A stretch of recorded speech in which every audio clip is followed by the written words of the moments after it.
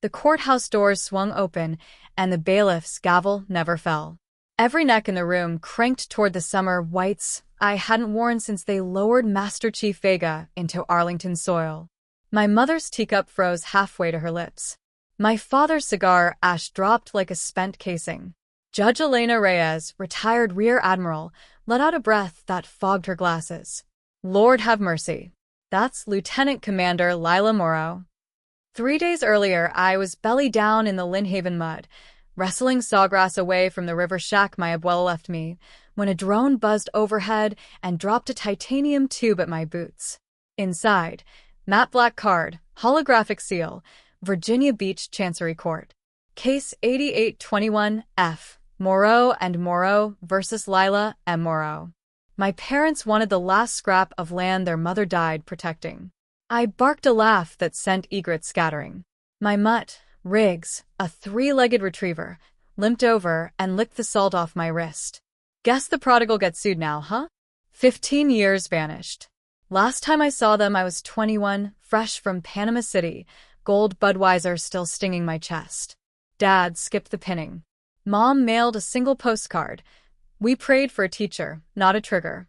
So I learned to navigate by stars they never taught me, kept submarines silent, extracted diplomats from rooftops, carried the weight of classified folders and classified grief. Then a drone strike in the Bab el Mandeb turned my femur into shrapnel confetti. I came home with carbon fiber, a collapsible cane, and enough VA paperwork to wallpaper a destroyer. I bought a tiny bungalow on 72nd, fixed outboards for cash, and let the silence do the talking. They never rang. I stopped listening for it. That night, I cracked the cedar trunk that still smelled of diesel and coral. Inside, the uniform, starched like a threat, the trifold from Vega's casket, a flash drive encrypted with coordinates I'd never speak aloud. I held the blouse to the moonlight. Riggs whined. Time they meet the ghost, I told him. Next sunrise, I pinged the clerk via secure app. Your parents' alleged desertion of domicile. The shack's been unimproved since 2009. Unimproved? I'd paid the flood insurance from a sat phone in the South China Sea. Mandatory appearance, Lieutenant Commander. I killed the call. Desertion. Same word Dad hissed the night I left for dive school. You're abandoning your roots, Lila. No, Dad. I'm growing new ones.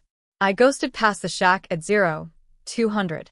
Roof half-caved, palmettos punching through floorboards, the crow's nest abuela used to scan for U-boats, now a pigeon condo. She'd deeded it to me with a seashell. Hold the tide line, Mija. Everything else is negotiable. Now, they wanted to flip it for a parking garage. I felt the rage spark, then I banked it. Cold. Useful. Court day. I pinned the salad in reverse chronology. Navy cross, 2 bronze, purple with gold star.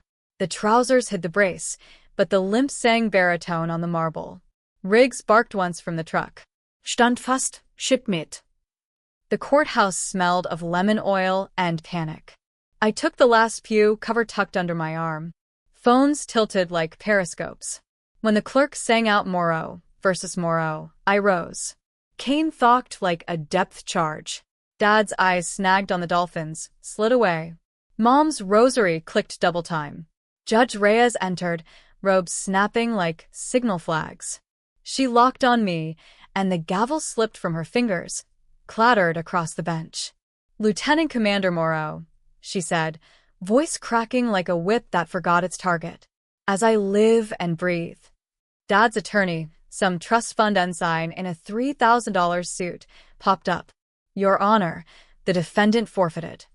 Lieutenant Commander, Reyes sliced. The kid wilted. She, vacated the premises for 15 years. My clients absorbed all. I flicked a micro SD across the table. Every premium, every levy, every termite bond, paid from fleet accounts in 7 time zones. Decrypt it yourself. Dad shot upright. You think medals buy loyalty? Mr. Morrow. But he was rolling. You vanished, Lila. Left us to rot while you played hero. I locked eyes. I left to keep strangers breathing. You chose to stop seeing me. Reyes removed her glasses, polished them on her sleeve. Lieutenant Commander, indulge an old sailor. Are you the same Lila Moreau who ran the night heron extract off Yemen? 62 souls, 1 RHIB, 0 moonlight. The gallery inhaled as one. Dad's cigar rolled under a bench. I dipped my chin. Reyes's voice dropped to a murmur. I signed that Navy cross citation myself. You could hear Riggs snoring in the parking lot. Dad's shoulders folded like wet paper. Mom's rosary went still. Reyes didn't rule. Decision in writing, 72 hours. But the room already knew whose flag flew. Outside, the tide slapped the seawall. A grizzled first class saluted with a prosthetic hand. I returned it crisp. I didn't drive home.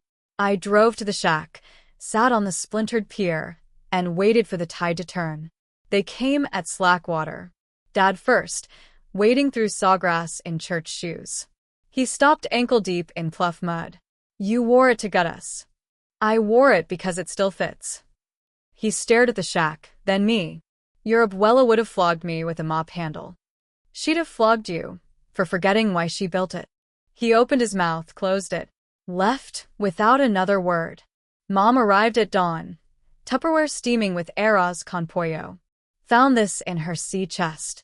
She handed over a tarnished locket, abuela in dress blues, arm around a pigtailed girl, me, both saluting a sunset. She wore it under her life jacket every patrol, Mom whispered. I clicked it open. Inside, a single grain of sand and the words "Tide returns." Mom's voice cracked. We thought the ocean would swallow you. It tried. I swam harder. We ate on the pier while Mullet jumped. She left with, Friday fish fry. 7. Your father will pretend he's not counting minutes. I almost laughed. I'll bring the lime. 72 hours later the ruling hit my inbox. Property indefeasibly vested in Lieutenant Commander Lila M. Moreau. Petition dismissed with costs. I printed it on waterproof paper, tacked it inside the shack's doorframe. Friday I wore undress blues, no fruit. Dad opened the door smelling of Old Bay and regret. Thought you'd ghost us. Negative, sir. Anchors away. He grunted, half snort, half sob. Supper was quiet until my sister Isla asked about the brace. I told them about the strike, the medevac, the nights I woke tasting jet fuel. Dad's fork stopped midair. When Flan arrived, he slid a small velvet pouch across. Inside, Abuela's brass tide clock, still ticking. Time and tide, he said. Maybe we misread both. Autumn blurred. I rebuilt the shack plank by plank, new pilings, solar shingles, a widow's walk with a hammock for Riggs. One Saturday they invaded, Isla with paint rollers, Mom with curtains printed with compass roses, Dad with a cooler of sweet tea, and a grudging smile. We raised the new flag at 1700. Dad's hands shook only once. That night under a hunter's moon, I engraved beneath Abuela's words on the tide clock, Grace is the only current that never ebbs. Riggs snored, head on my sea boot. The shack's new lantern burned steady long after their headlights faded. Some battles end with ink. Ours ended with Flan, a tide clock, and a shack that finally sounded like home.